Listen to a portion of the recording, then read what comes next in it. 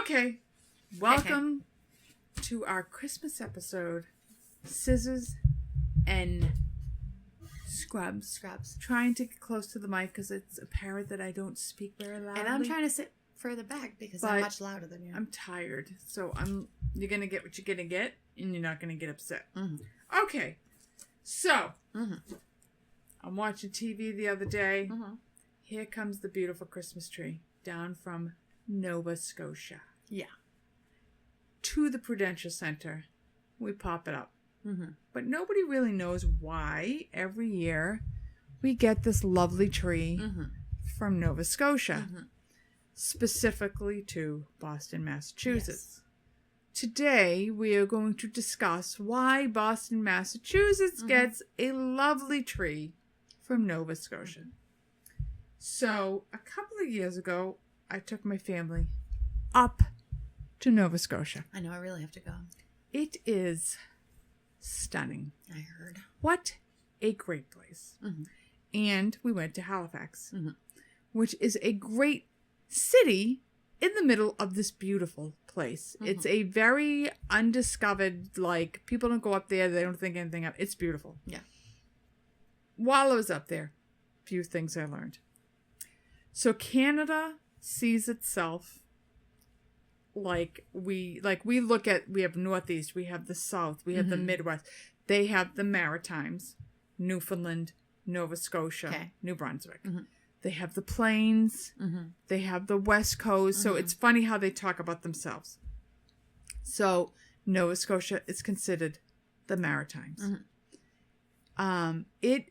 Halifax, great city. It's built. So if you've ever been to Newburyport around here, Halifax sits on a river that leads into an ocean, leads into the Atlantic Ocean. So Halifax is on one side, Dartmouth is on the other side. The mouth of the river is in between you. It leads into the Atlantic Ocean. Mm-hmm. It's built kind of like San Francisco, so it's hilly. It's very hilly. Mm-hmm. At the very top of the hill is the Citadel. Mm-hmm. So it looks almost like Castle Island, Fort Warren, and it's a big fort on the top of the hill. Mm-hmm. All right.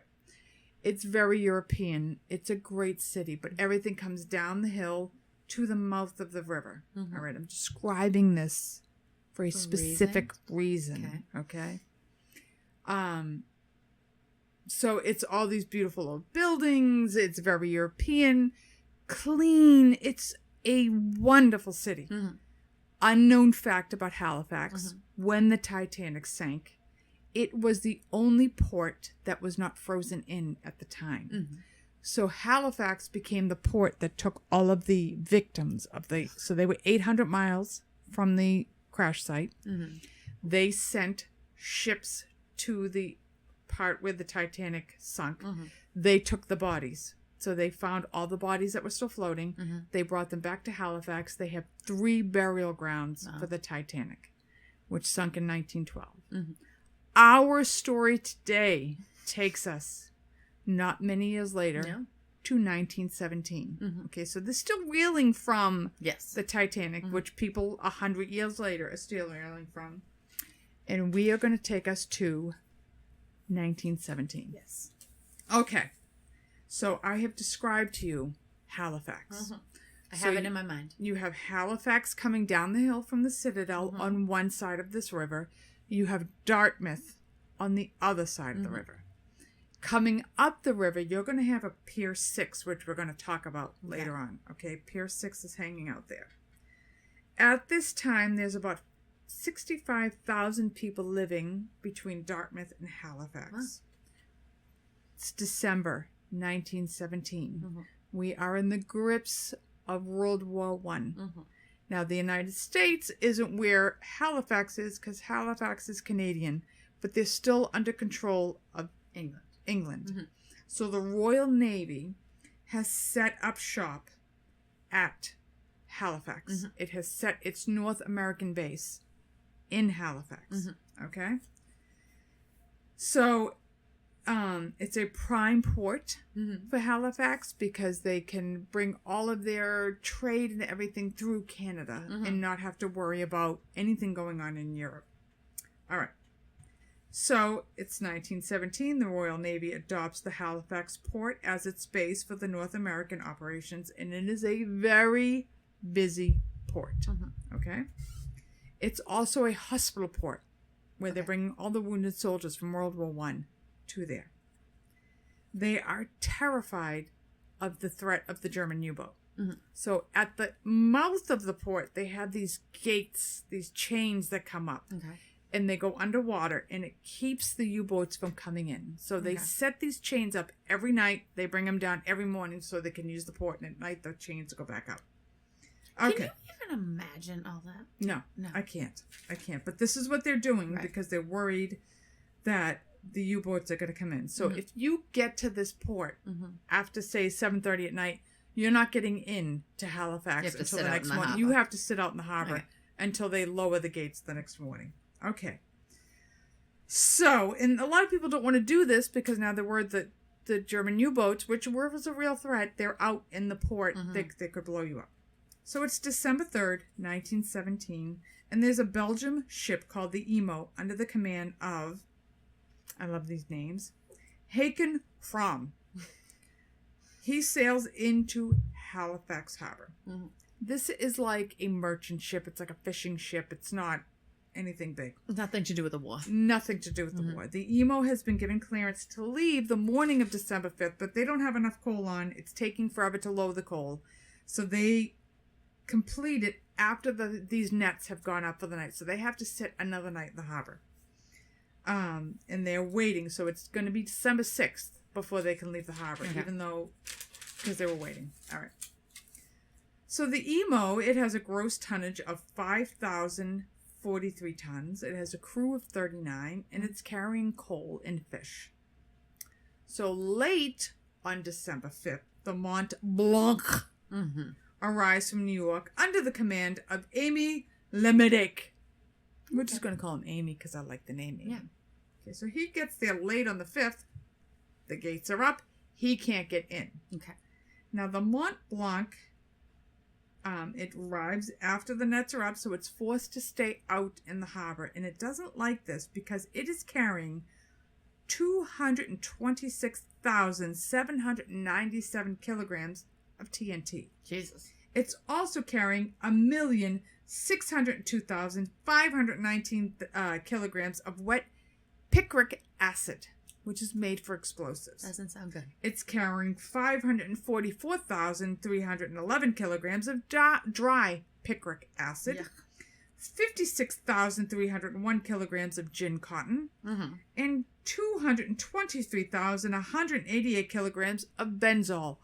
All of these are used to make fireball. It is one big fucking piece of dynamite. Okay? So it doesn't want to hang out open water because if the U-boats hit it, you're fucking done. Okay? It has a crew of 41 crew members who only speak French. So, when you get to Canada, most of Canada is run by the British. You got this weird little shit of Montreal and Quebec, which is only French speaking. All of Canada does not speak French. Only the French province speaks French. So, nobody in Halifax speaks French. Key point later in the story. Okay. So, all of the materials on this ship are used to make explosives. It's making the Mont Blanc very uneasy being outside with the U-boats patrolling. I think I'd want to cry. Before the war, this ship would never have been allowed in the harbor. But because of the war, they've relaxed all of their regulations. The Mont Blanc will be allowed in, carrying this because they have to make these bombs. Okay? All right. December 6th, 1917. 7:30 a.m. Okay. The Halifax, so you have harbor pilots. When you are coming into an unknown harbor, a person, like when we were on our ship to Bermuda, a harbor pilot from Bermuda gets on the cruise ship. He guides the ship in. He's on the outside ship telling them how the harbor runs. Okay. So you have a Halifax harbor pilot, William Hayes. He's on board the Emu to guide her out of the harbor. So she's been sitting in the harbor all night. She wants to leave. She's got William Hayes on board. They're going to go out. So as she's going out, she is coming up to the SS Clara. And she's on the wrong side of the Clara. Boop, boop, boop. They agree to pass on the starboard side, which I believe is the right side, because port is left. Yes. So there's 4 letters. Okay. Probably somebody will write in and tell me I'm wrong, but I think port is left. No, port is left. So they agreed to pass on the starboard side. So this puts the Emu kind of on the wrong side to begin with. All right.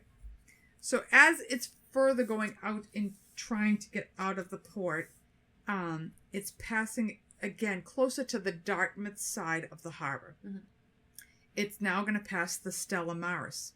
The captain of the Stella Maris sees that the Emu is passing at excessive speed, and he moves even farther aside to let the Emu pass, but it's going really down the wrong side of the path. Okay? So the night before, December 5th, when you've got the Mont Blanc out in the harbor, they have a pilot, the Halifax pilot, Francis Mackey. He gets on board the Mont Blanc. He's going to help it in. He's like, do you guys have any special precautions? Because you guys are really explosive. And they're like, nope, we're good. He's like, are you sure you got nothing? He's like, nope, we're good. Okay. So he's a little uneasy about that, but they wait the night. Nothing happens. December 6th, morning of 7:30, the gates go down. The Mont Blanc's going to start coming in to unload its crap. And it's coming in on the Dartmouth side, as it should, because it's coming into the harbor. So everybody else coming out should be going out on the Halifax side. So Mackie sees the Emo, and he's about like 0.75 mile, 3/4 of a mile away. And he's concerned because he can see the Emu's coming too close to the ship. And it's probably going to cut off the Mont Blanc. So Mackie, he blasts the Emo, let him know that he's got the right of way. The Emo blasts back, which means fuck off in their language. Yeah. We're not moving. So the captain orders the Mont Blanc to cut the engines and kind of angle away, starboard. He again blows his horn to the Emu. Get the fuck out of the way. Emu blasts back. Bump, bump, bump. We're not moving out of the fucking way. Now they're getting really close to each other. And at this point, both ships have cut the engines, trying to hope to avoid a collision. Okay. At the last moment, the Mont Blanc is like, cut the ship to get it out of the way. And at the same time, he's cutting the ship to try to cut it across. The Emu cuts the engines, puts it in reverse. They collide. Okay? So it causes the Emu to swing right into the Mont Blanc at 8:45 a.m. Okay. Page flip. All right.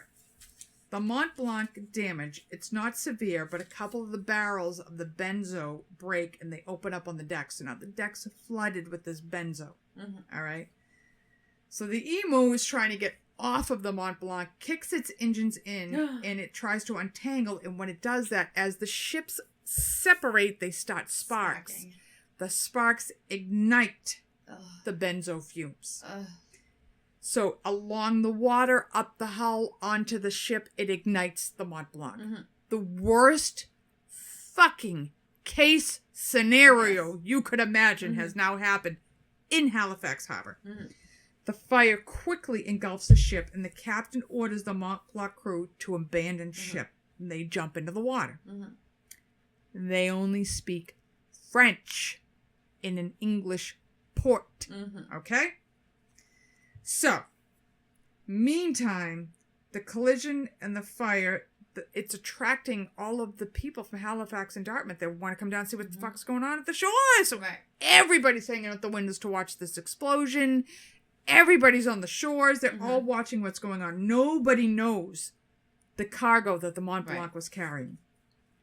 The crew from the Mont Blanc, they're yelling at everybody to back up, but nobody speaks French.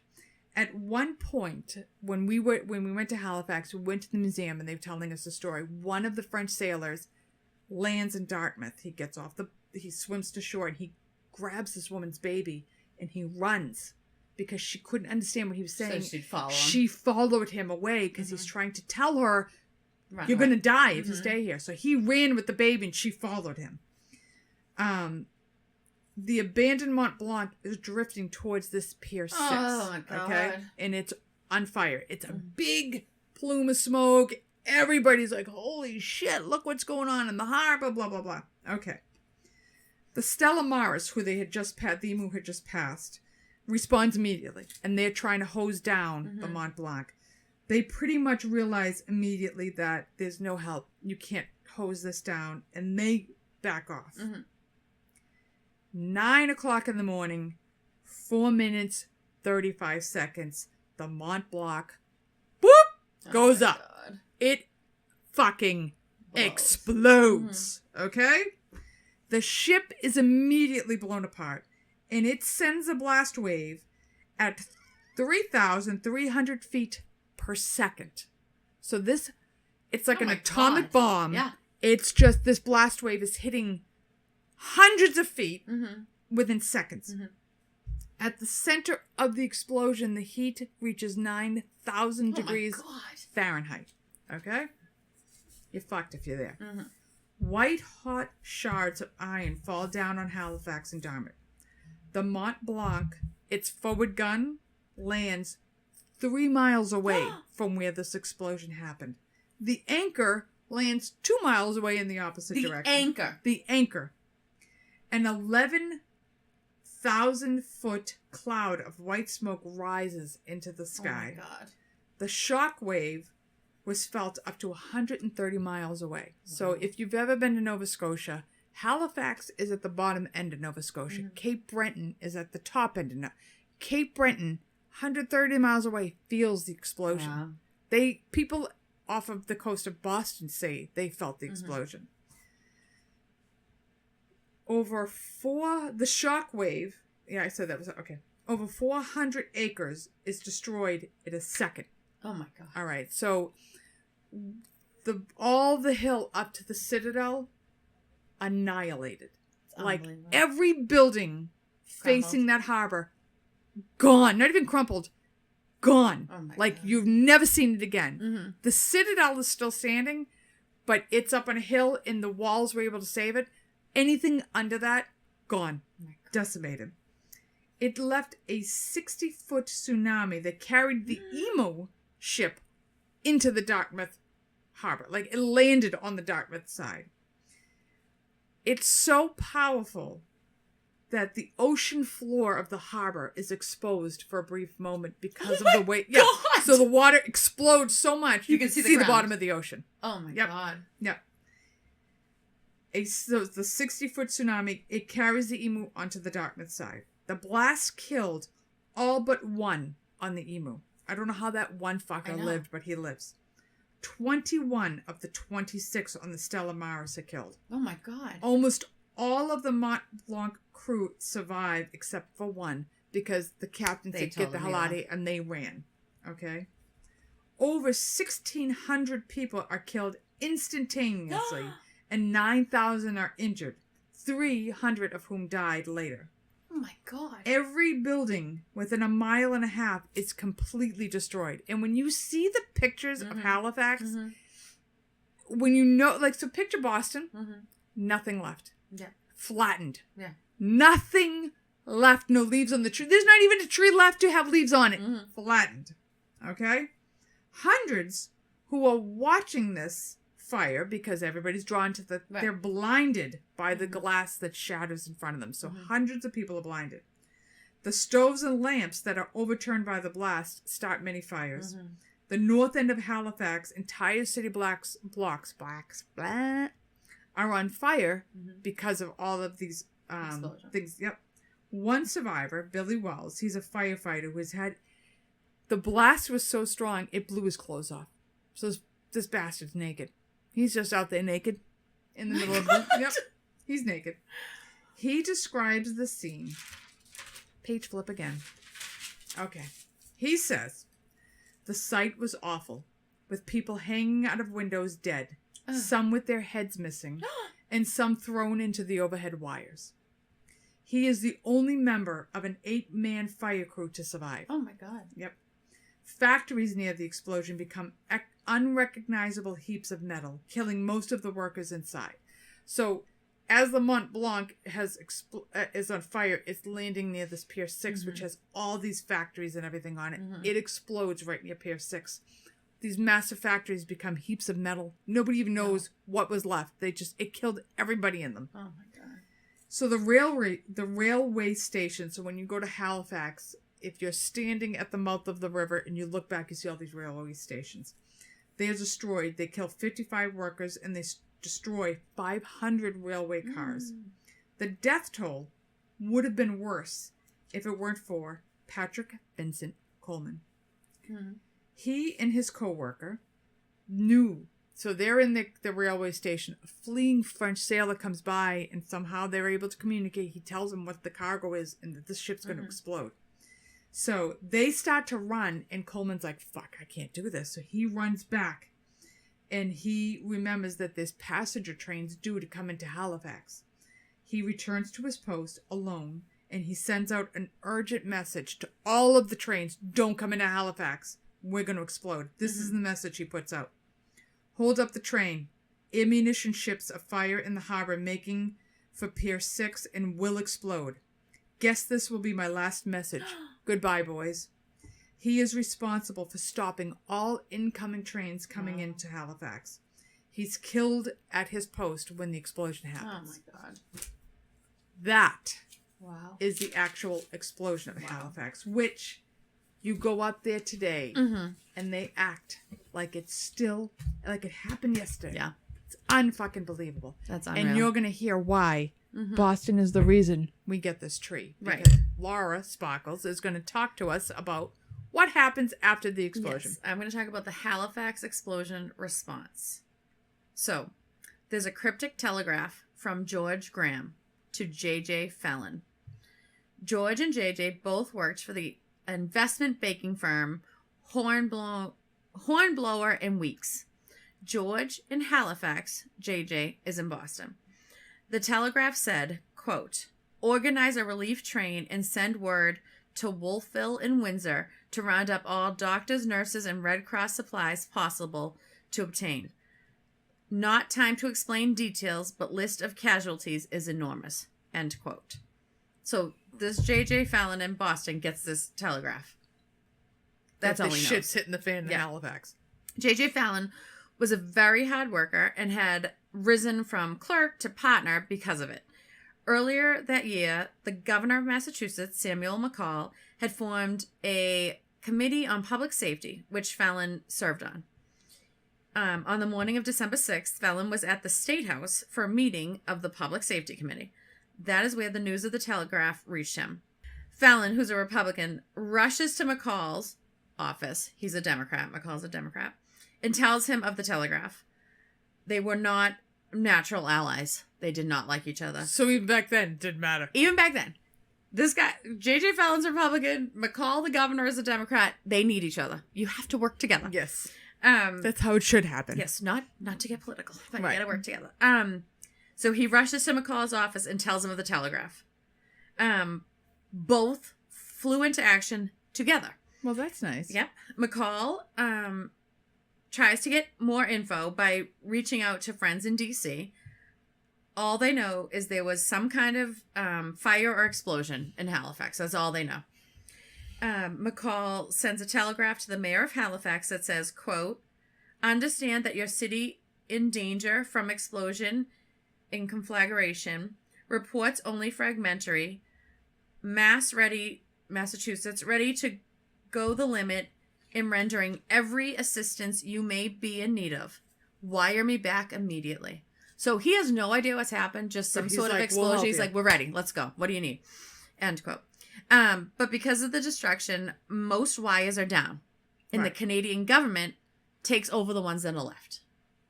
So he's messaging back to this mayor. And nobody's talking. Nobody's answering him because the Canadian government has now taken the only remaining lines. So McCall gets the Public Safety Committee together. 100 men from industry that form this committee. The committee reaches out to banks, the railroads, and the universities. Harvard empties its med school. It also sent the Harvard Hospital Unit, which was designed for European deployment. So, like you said, we're in World War I. Right. So Harvard Med School had just made this hospital unit, to go overseas for deployment. It was a 500-bed hospital. It was the only unit to arrive in Halifax with its own complete nursing staff of 65 women and 5 men. With the help of the Red Cross, Harvard packed up portable surgical suites. So they have whole surgical units going up to this thing. Nurses were recruited from Boston hospitals. Cash was assembled from the banks. The head of Boston and Maine Railroad promised a train that they could fill that day. So the point being here, Boston is the first one to respond. Immediately, without knowing what was going on. Yep. Boston responded and said, whatever you need, we're getting it. They have no idea what's happening up there. So the first relief train had doctors, surgeons, nurses, anesthetists, and an ophthalmologist on it from Boston. Which is key, because everybody's blinded by the goddamn glass. It left from Boston. It left North Station at 10:17 p.m., less than 12 hours after the cryptic telegraph was received, with no further word from Halifax. They never heard another word and sent all this up. Of course, what is a disaster without more of a disaster, right? Like, it's always a perfect storm when there's a disaster. Yes. So the train didn't reach Halifax until 7 a.m. on December 8th. 2 days after this accident. Because there's a blizzard.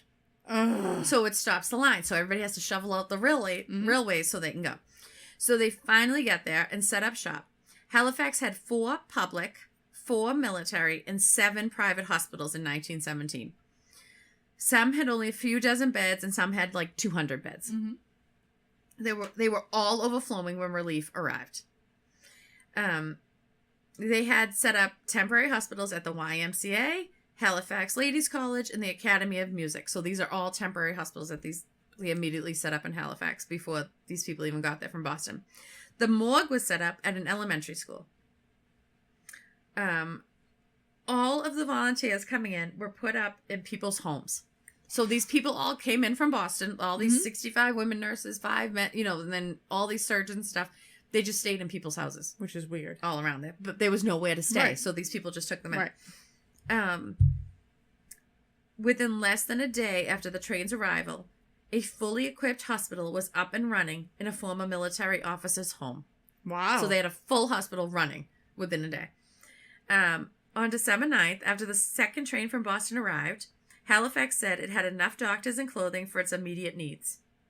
Relief contributions from Massachusetts was estimated at $1 million. Wow. Back in Boston, the Public Safety Committee was still working to help. They assembled a workforce. They assembled a warehouse full of supplies to rebuild Halifax. They sent lumber, furniture, kitchen goods, food, bedding. They sent it by ship and had a store set up and running in Halifax within weeks for displaced families to come and take what they needed. Wow. So they just sent all this stuff by ship, by train, however they could get up there, and just gave it to people, whoever needed it. Abraham, I'm not going to say this poor man's name, Raskeski, was the leader of the Massachusetts relief effort in Halifax. By the way, he should be commended. They built temporary housing as well. Because you got to realize, these people... There was no buildings. There was no homes left. And it is December in Canada. Yeah. So these people from Boston, they built these temporary housing. And Halifax named them then after the Governor McCall. And they were called the Governor McCall Apartments, and named the new street that they built Massachusetts Avenue. Oh, nice. Miss Lotta Rand of the Massachusetts Commission for the Blind was invited to Halifax for 3 months, and it was paid for by the Red Cross, to direct further education, training, and follow-up care for all the newly blinded people. And if you're curious about the Red Cross, listen to our Veterans Day episode with Clara Barton. When Americans returned home from Halifax, they formed the Halifax, Massachusetts Relief Association, and they worked with the Nova Scotia government for the next 5 years to better the lives of survivors in Halifax. I believe it. New York and D.C. also sent trains to Halifax. New York sent 20 engineers, doctors, nurses, $15,000 worth of tools, $50,000 worth of lumber, 1,000 portable houses, and 30,000 pounds of bandages. Mm-hmm. Australia sent $250,000. Chicago sent $125,000. Ontario sent $100,000. The UK sent $1 million. London itself sent $600,000. The British Red Cross sent $125,000, and King George V himself sent $5,000. $5,000. Well, from himself. Bullshit. It's his colony. Bullshit. The Halifax Relief Commission was sworn in on January 22nd, 1918. It was divided into 4 areas: rehab, reconstruction, medical, and finance. It remained in operation until 1976. I believe it. A claims department was set up to handle the 15,000 claims for clothing and furnishings worth less than $100. So these people were just putting in claims for $100, $50. Something. Just give me something. Yeah. There were 328 streets in Halifax. Claims were submitted from 229 of them. It was decimated. Yeah. There was nothing left. The claimants had 10 minutes to plead their case and were immediately given checks after the decision was made. So they would go into this little committee, say, oh, my house was torn down, I have no clothes left, and they'd give them $100 or whatever. There was an orphan committee to deal with 500 children. 70 kids lost both parents. 120 lost their moms. And of those, only 9 had dads in Halifax. Wow. The other 111 were serving overseas. Wow. Because we're in World War I. Yep. 80 lost their dads in Halifax. So as thanks, Halifaxers send Boston a Christmas tree every year. It signifies their appreciation of the people of Boston responding so swiftly and completely, despite the limited knowledge of what had happened. Mm-hmm. I got that information from halifaxtoday.com, boston.com, newenglandhistoricalsociety.com. Wikipedia. So every year we get this massive, huge, beautiful goddamn Christmas tree that comes in. Mm-hmm. So when I went up there, I'm telling you, they talk about this explosion like it happened yesterday. And the fact that they still thank us 102, 103 years later for what we did says a lot. Yeah. It's, you do what you got to do. I have a couple of facts. I can't wait. It's only 4. So the Halifax explosion was the largest man-made explosion prior to the atomic bomb. Wow. Yes. There is a Halifax Explosion Book of Remembrance on display at the Maritime Museum of the Atlantic, which I've been to. It contains the names, ages, residential addresses at the time of the explosion, and the burial location of all 1,951 people lost in the explosion. 1,951. The Chibukto Road School, and now the Maritime Conservatory of Performing Arts, served as the main mortuary for victims of the Halifax explosion. The morgue operated in the basement of the building, while the classrooms were used as offices for the coroners. The system used to number and describe the bodies was modeled after the identification process used to identify the Titanic victims. Yeah. While there has never been a complete tally done on the financial cost of the Halifax explosion, 35 million USD, I guess that's US American dollars, in 1917 rates is commonly used as the total. Wow. The estimate includes losses to government, shipping and railways, houses, churches, manufacturing plants, and inventories and personal belongings. And that is the Halifax explosion. It's crazy. It is crazy. Yep. And if you ever get the opportunity to go to Nova Scotia, it is a hidden gem. It is beautiful. Halifax is clean and gorgeous. Doesn't have a Dunkin' Donuts. Kind of pissed me off. All they have is this weird Tom something. Can't even think of the name of the coffee they have, but it's like Tom Arnold's. I don't know. It's some weird coffee. They don't serve iced tea. Tom Horton. Tim Horton. Tim Horton. Tim Horton. They don't serve iced tea. No Apparently iced iced tea, yeah. It's not a thing in Canada. Well, Canada, your friends to the north, get some fucking iced tea. All right? It's not. It's pleasant. I don't want a Christmas tree. I want iced tea. I want iced tea on every province. I want it in the plains. I want it in the Maritimes. I want it on the West Coast. I want iced tea. All right? Get a couple of Dunkin' Donuts up there and call it a day. So I was jonesing for iced tea the whole time I was up there. But Nova Scotia is a great place. Loved it. Would go back in a second. Would buy property up there. Absolutely stunning, clean, beautiful. Thank you for our Christmas tree. Yes. Even though you have no iced tea. Thank you for the Christmas tree. It's beautiful. Every year it's beautiful. So that is why you see that gorgeous tree at the Prudential every year, in case you didn't know. And again, we love to hear from you. Yes. This is coming up on the anniversary of the explosion. This episode will come out a couple of days before the anniversary of the explosion. Tell us what you think. Send us ideas. Give us a couple of emails. Send me a little review. I like to read them. That's my Christmas gift. I mean, Come on. they're good. I like, don't send me any bad crap. All right, I don't care about your crap. I don't care what you really, if you don't like us. I only care if you just like keep us. that to yourselves. Yeah. Nobody needs that kind of negativity. No. It says 2020 for God's Come on, sakes. seriously. COVID's killed me enough. So have a wonderful holiday season. Merry Christmas. And enjoy our podcast. We'll talk to you later. Bye. Bye. Like, subscribe, rate, and review the Scissors and Scrubs podcast on whatever podcast app you listen to us on. Follow us on Twitter, Facebook, and Instagram at Scissors and Scrubs. And email us any of your stories or thoughts to scissorsnscrubs@gmail.com.